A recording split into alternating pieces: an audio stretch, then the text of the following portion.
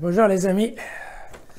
Alors on retrouve l'évangile de Jean dans le chapitre 21, les versets 20 et 25, qui correspondent un peu à la fin, pas un peu d'ailleurs, qui correspondent tout à fait à la fin de l'évangile de Jean. Pierre s'étant retourné, vit derrière lui le disciple que Jésus aimait, celui qui, au cours du repas, s'était penché vers sa poitrine et qui avait dit « Seigneur, qui est celui qui va te livrer ?» Vous avez compris qu'on parlait de Jean. Quand il le vit, Pierre dit à Jésus « Et lui, Seigneur, que lui arrivera-t-il » Jésus lui répond « Si je veux qu'il demeure jusqu'à ce que je vienne, que t'importe. Toi, suis-moi. » C'est à partir de cette parole qu'on a répété parmi les frères que ce disciple ne mourrait pas. En réalité, Jésus ne lui avait pas dit qu'il ne mourrait pas, mais bien « Si je veux qu'il demeure jusqu'à ce que je vienne, que t'importe. » C'est ce disciple qui témoigne de ces choses et qui les a écrites, et nous savons que son témoignage est conforme à la vérité. Jésus a fait encore bien d'autres choses. Si on les écrivait une à une, le monde entier ne pourrait, je pense, contenir les livres qu'on écrirait. Donc voilà, ce dernier paragraphe de Jean. Alors,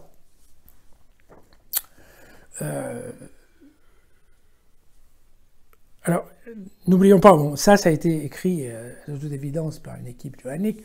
On ne sait absolument pas, encore une fois, on ne pense pas que Jean ait pu écrire ça parce que l'apôtre Jean, même s'il est mort vieux, bon, certes, il aurait pu mourir jusqu'à écrire, mais on pense plutôt qu'il s'agit d'une équipe, ce qu'on appelle l'équipe johannique, qui a rédigé, à plusieurs époques d'ailleurs, des parties de cet évangile.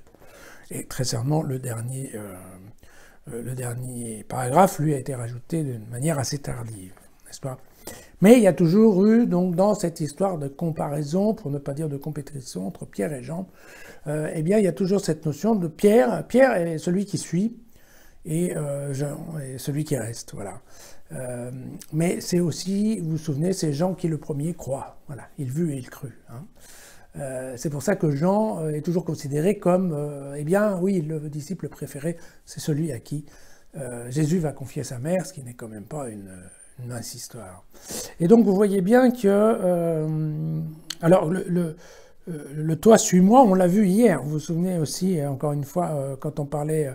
vous vous rappelez de Jésus qui fait les trois demandes, « Et toi, Simon-Pierre, m'aimes-tu, m'aimes-tu, m'aimes-tu » Et à la fin, il dit « Ok, toi, suis-moi ».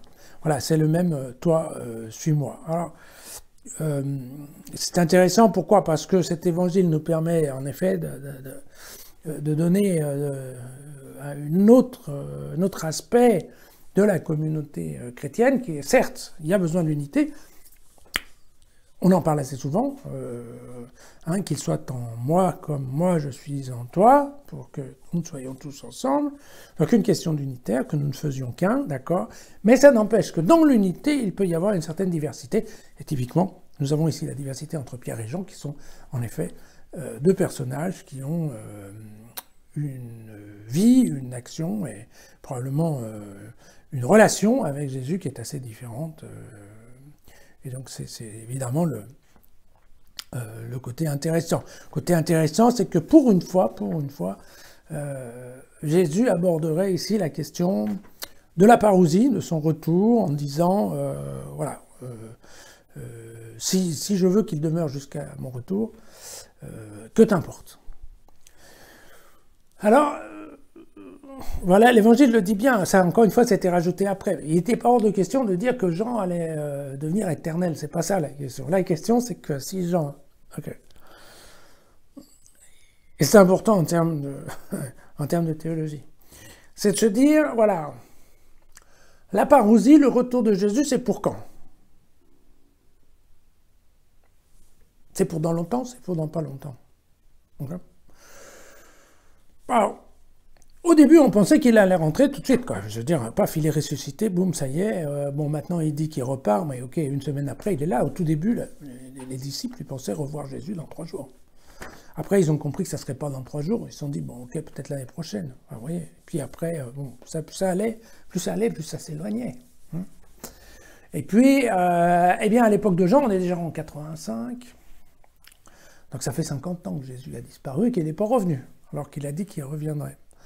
Et donc on a deux options là-dedans. Il y a l'option de dire il reviendra un jour, on ne sait pas quand, et il faut se tenir prêt, on ne sait jamais à quelle heure et tout ça. Il y a l'autre option théologique qui est de dire, en fait, il n'y aura pas vraiment de retour de Jésus. Ce qui se passera, c'est qu'à notre mort, on va retrouver Jésus. Okay? Ce qui correspond à une idée très juive, je crois qu'on en avait parlé, qui était qu'effectivement, le jour de notre mort, nous allions voir le visage de Dieu. Vous vous souvenez de cette histoire-là? Et en fait, ça correspond un petit peu à ça. C'est-à-dire que ce qu'il nous dit là, c'est... on ne nous a pas dit... Typiquement, c'est sûrement l'équipe de Saint-Jean qui dit « Attention, on n'a pas dit que Jean allait être éternel. C'est pas ça. Elle dit c'est que jusqu'à mon retour. Mais le retour, c'est peut-être le retour pour chacun. Et donc, le retour, retrouver Jésus, eh ben, c'est peut-être pas à une date proche ou lointaine pour tout le monde le même jour. C'est probablement pour chacun à un certain moment. Le pour chacun à un certain moment peut être très varié. Ça peut être évidemment le jour de la mort terrestre, mais ça peut aussi être, enfin on sait bien, il y a plein de gens qui ont rencontré Jésus, qui ont rencontré Dieu, si on veut, au milieu de leur vie, un jour on ne sait pas pourquoi. Je pense à tous les gens par exemple qui ont eu la vocation, qui sont devenus moines, prêtres, et que sais-je, ou à des gens qui voilà, étaient complètement athées et puis du jour au lendemain se sont mis à croire. Donc on peut rencontrer un peu Jésus. Ouais, il n'y a pas dit dans cet évangile qu'il y aurait une date qui serait la même pour tous. Et donc on peut très bien avoir, et c'est l'option de Jean, une vision dans laquelle effectivement le retour de Jésus, en fait c'est pas quelque chose de très grave, c'est chacun qui allons rencontrer Jésus à un certain jour de notre vie. Et de là, on comprend mieux le « je vous verrai ». C'est Jésus qui va nous voir, c'est pas forcément nous qui allons le voir. Mais il nous verra, et il nous verra, non pas tout le monde le même jour, mais chacun à un jour. Et c'est ça ce qui, je pense, est intéressant, c'est cette notion que l'accès à la vie éternelle se fait automatiquement ou par le jugement, mais elle se fait le jour de votre mort terrestre. Et donc c'est probablement tout simplement au niveau du jour de notre mort terrestre que effectivement on rencontrera Jésus et que, je l'espère, on ira en effet découvrir la vie éternelle avec lui. Voilà. C'est ce qui me paraît l'abordage, je dirais, de ce dernier paragraphe. Et puis, bien entendu, il y a cette phrase un petit peu bizarre de la fin, qui a été rajoutée bien plus tard. Si on les écrivait, toutes ces histoires, eh bien, le monde entier ne pourrait, je pense, contenir les livres qu'on écrirait. Et ça, bien évidemment, c'est une invitation à lire la parole de Jésus, à travailler. Et donc, voilà, c'est ce qu'on fait, non? Voilà. N'hésitez pas à retrouver tous mes évangiles, les commentaires aussi, dans jesusfacile.com et puis à vous passer les vidéos à des gens.